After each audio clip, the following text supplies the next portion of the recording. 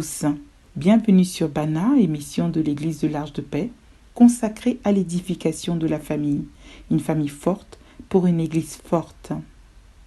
Nous avons pu voir le mois dernier que la femme est consacrée à aider au développement et à l'épanouissement d'autrui. Et pour accomplir cette mission, elle doit justifier de certaines qualités, aptitudes et compétences. Aujourd'hui, nous voulons mettre la lumière sur une des qualités que Dieu a données à la femme pour son épanouissement personnel, la discrétion. Ce caractère peut se manifester de différentes manières. Veiller à ne pas gêner les autres, ne pas attirer l'attention, savoir garder un secret ou bien avoir de la retenue, de la réserve.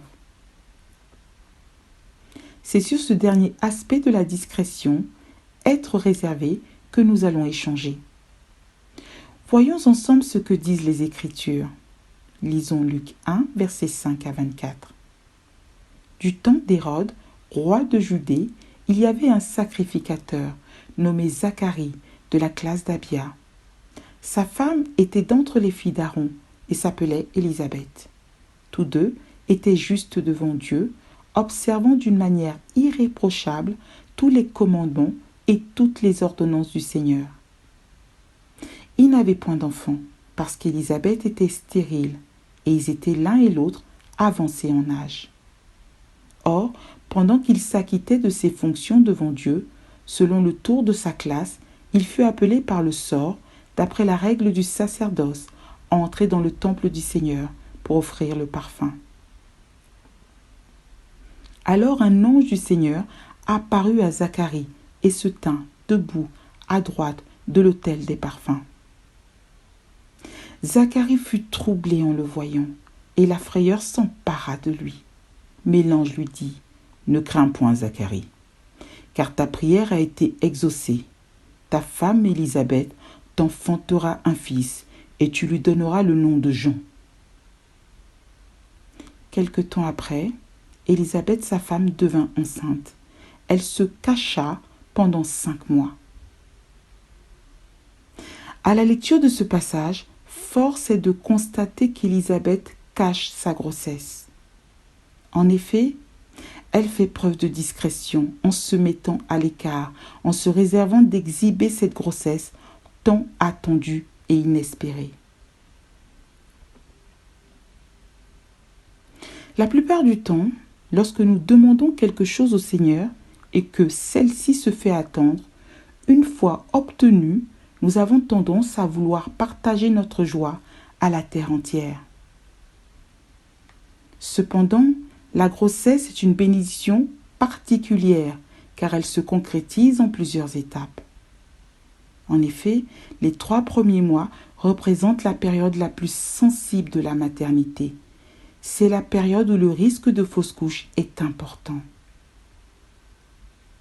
Le premier mois est la période embryonnaire. Au second mois, l'embryon devient un fœtus avec tous ses organes vitaux. Enfin, au 3e mois, le bébé est entièrement formé. Il faut maintenant qu'il mûrisse encore 6 mois dans le ventre de sa mère avant de venir au monde. Ce processus de concrétisation de la promesse ne vous fait-il pas penser aux différentes étapes que l'on rencontre avant la matérialisation de nos projets ? En faisant ce parallèle, nous observons que la femme est donc naturellement dotée de discrétion, ne serait-ce que par le fait de porter la vie cachée dans son sein pendant 9 mois, avant que celle-ci soit exposée au grand jour.